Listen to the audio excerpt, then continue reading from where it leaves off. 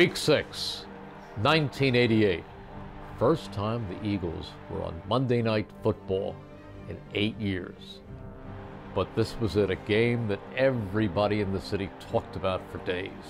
And it was exciting. Eagles and the New York Giants at the vet. The Eagles in '88 were really maturing into a really good team. They certainly became a great team on defense. And on offense, the offensive line wasn't that terrific and they didn't run the ball all that well. But they had a dynamic quarterback in Randall Cunningham. One of the amazing things about Randall Cunningham was that he was like the rubber man at the height of his career.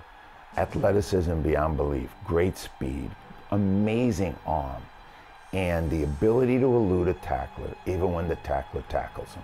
That Monday night game against the New York Giants was really kind of a coming out party, I think, for that team. Certainly a coming out party for Randall Cunningham. Because the New York Giants were a real good team. They were a very strong defensive team, a very disciplined, stout defensive team, well coached by Bill Parcells and Bill Belichick. They didn't give you much.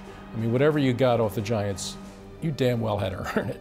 And in that game, the Eagles defense played really well and fought the Giants. And the game was kind of hanging there for a bit. And you kind of got the feeling that it was just waiting for one big play, for one moment, for one team to kind of take charge.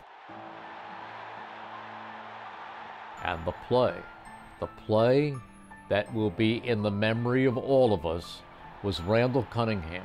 Randall faking, now rolling with the football and being flattened at the 10, but throwing the ball to Giles for a touchdown. All the skill set was on full display. He rolls to his right, and it's not a love tap that Carl Banks gives him. Carl Banks chops him at his thigh.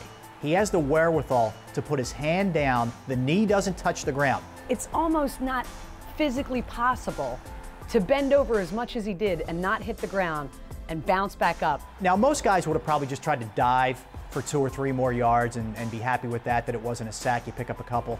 Not Randall. Pushes off the arm, steadies himself, gets back on his feet, continues to roll, and delivers an absolute bullet, perfect throw to the back of the end zone to Jimmy Giles. I mean, it was one of those plays that when it's over, you're just picking your jaw up off your desktop. I mean, you can't believe that you just saw what you saw.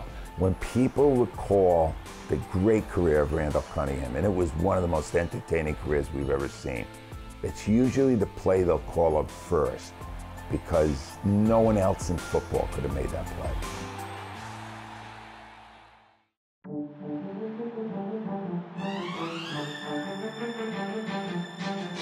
'90 Eagles and the New York Giants at the vet.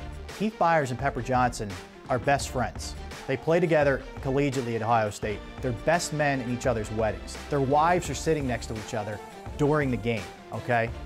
And Keith and Pepper, while they're at college, literally wouldn't hit each other in practice, and it drove the coaches crazy. So these are two guys that were hands off to each other because they're so close. But once you get to the NFL, it's a different story. A lot of big plays in this game. Eagles won it easily. But the play that stands out more than any other was on a Randall Cunningham run. Randall breaks down the right sideline, and Keith Byers has a bead on his good friend Pepper Johnson. He was totally oblivious to a hard-charging Keith Byers, and Byers hit him with such force that the 700 level shook. I don't know if I've ever seen a tougher hit in the National Football League, but these two guys, like two rams, collide. He's not laying out a punter or a kicker. He's hitting a 250-pound man and sends him airborne flying to the point where their wives were mad at each other. That's as good as it gets. That speaks to the rivalry between the Eagles and the Giants.